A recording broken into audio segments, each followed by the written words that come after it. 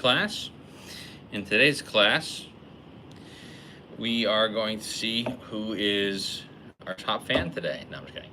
We are going to be learning about finishing up Shemona Esrei. We are rapidly wrapping things up here with Shemona Esrei and the laws of prayer, laws of Tefillah.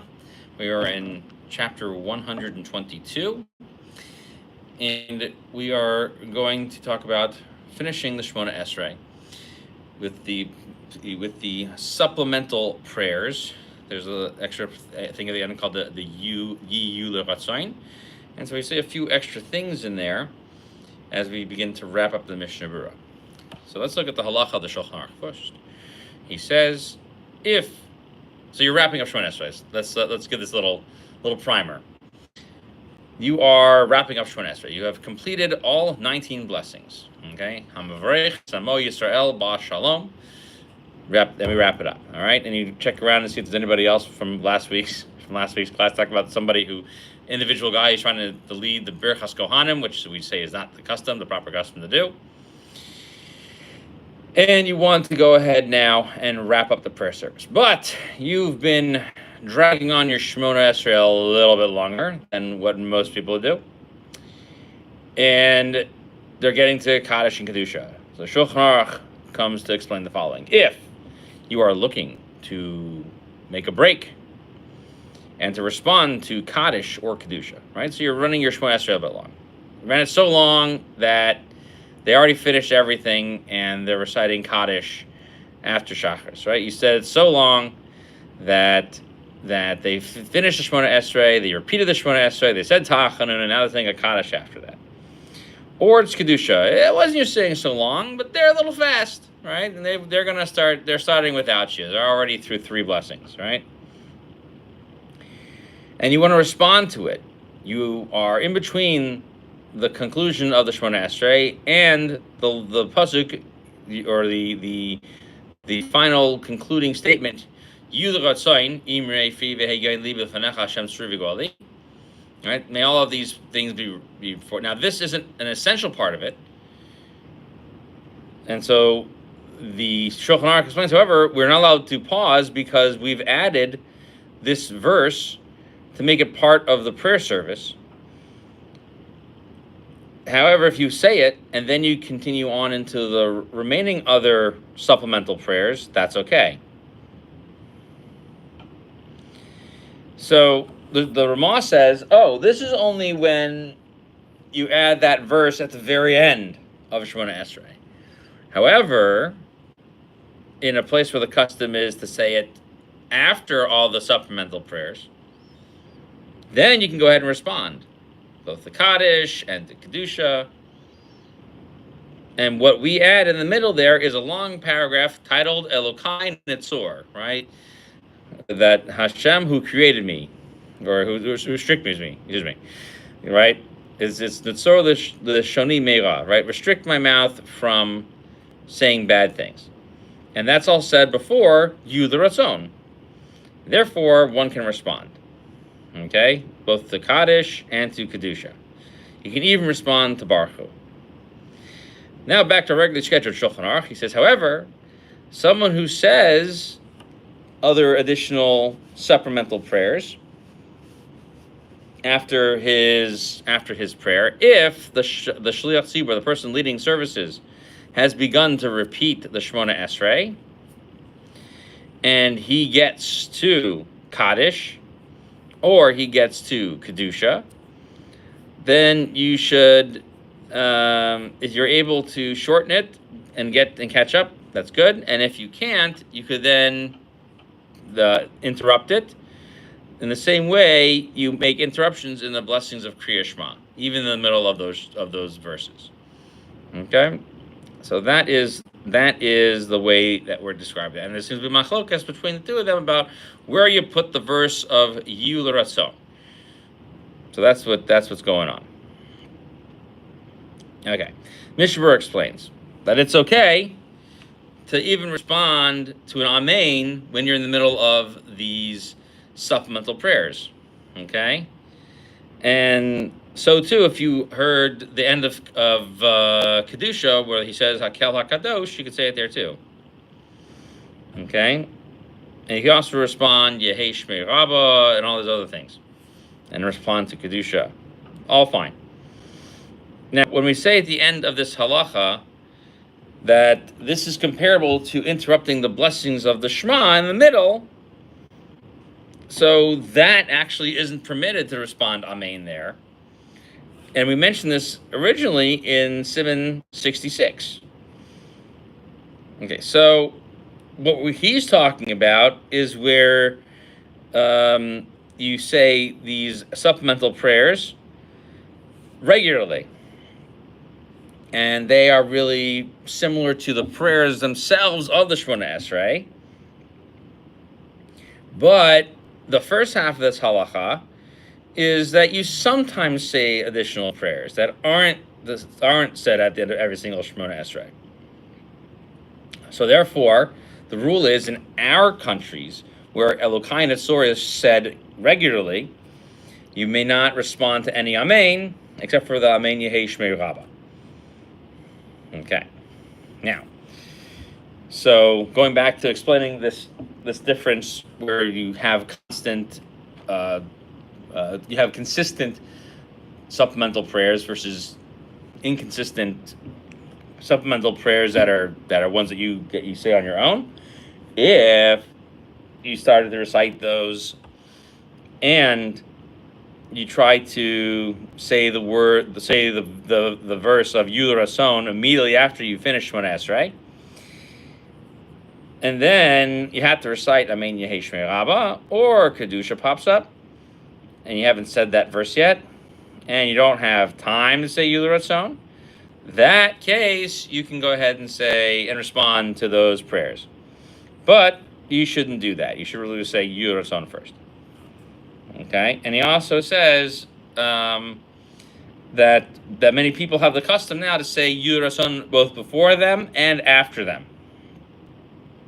Okay, so that's what the Mishnah Berurah brings. So if you look at our article Sidur, it brings it in both places. Some have the custom to say it here, and then others add. So they have that in the article Sidur. So responding to Kaddish and Baruch Hu, as we say at the end of this halacha.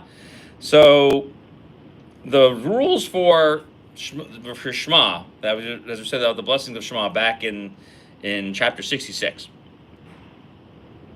are the same rules as over here. You can respond only to those. Now, if you have finished reciting all the prayers and you haven't taken your steps, okay. So, for example, like the guy behind you is saying an Olympic length Shemona Esrei, right? So he's davening. He's going to daven for the next 30 minutes, right? So you haven't finished that up. You can go ahead and respond during that time period. And those rules, by the way, we were talking about not stepping back. Those are in chapter 102. And you can respond during that time, even to Amen. Let's see. Now, we say also at the end that if you are, so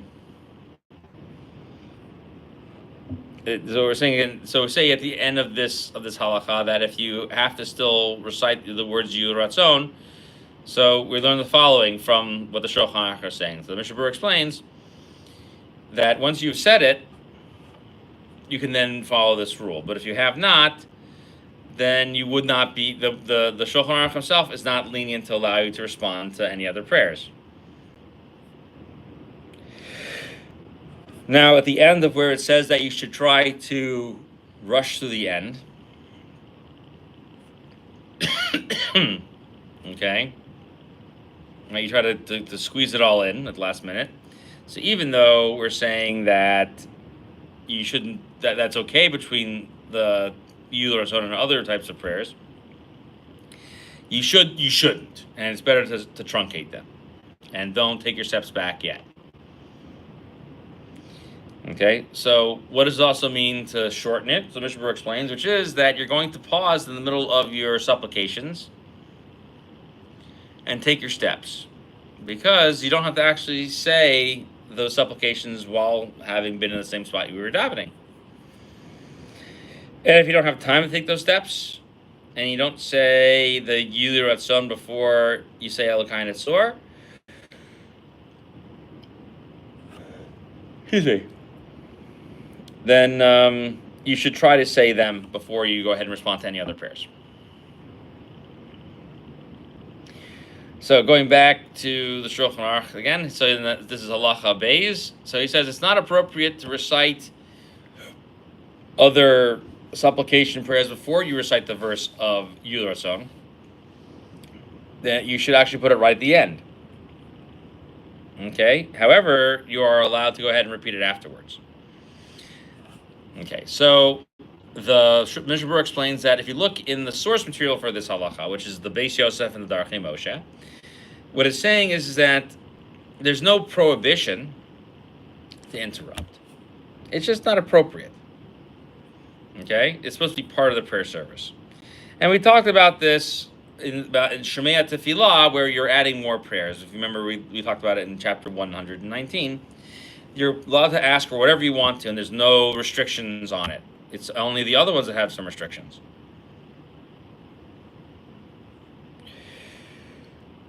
So then the Shulchan Aruch says that you should say the Yud Ratzon first. Okay, so there's a lot of meaning in it. So in the Seder Hayom, being quoted by the Mishnah Berurah, the Seder Hayom was a work on Kabbalah and the mysterious underpinnings of these prayers. So this is interesting. So it starts with a Yud, and the very end of it is a Yud. And it has Yud words, 10 words, and it has 10 Yudim in it, and it has 42 letters. And it's a very, very deep meaning to this. So therefore, you should say it slowly and focus on it. Okay? And that's how you know that your prayers will be accepted. In the work Chai Yodam, he says that every single person, every single day, whether it's for his individual self, he should always ask for everything that he needs, and that he has sustenance for his entire family, and that also that the Torah not be removed from his mouth and from the mouths of his children and from his children's children, and that everyone should serve Hashem forever and ever. And that he shouldn't find anything wrong with any of his children. So if you don't know how to say this clearly enough, and you can't say it in Hebrew, then you should recite it in Lashon Ashkenaz, which would be Yiddish. We call it Yiddish.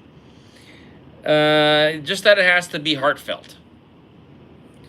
And it's better to establish this type of prayer inside all the other prayers, and to include it with your Shemona Esrei, and even to say it within Shemei Tefillah, because that way, at the end of Shemona Esrei, if you need to recite or respond to Kaddish or Kedusha, you could do that, and you finish it off. So that's according to everybody. So that's his 8 says, to try to keep your special prayers in Shemona Tefillah.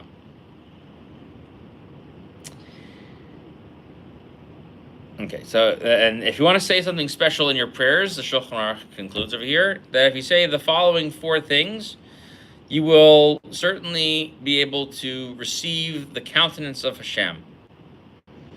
And so we say these things in our prayers. You're at it. So these things are Aseh L'man Shemecha, Aseh L'man Yeminecha, Aseh L'man Torasecha, Aseh L'man Kedushasecha, which translate as, do this for the sake of your name, do this for the sake of your right hand, meaning your son of your strength. That's my left hand. Do this for the sake of your strength. There we go.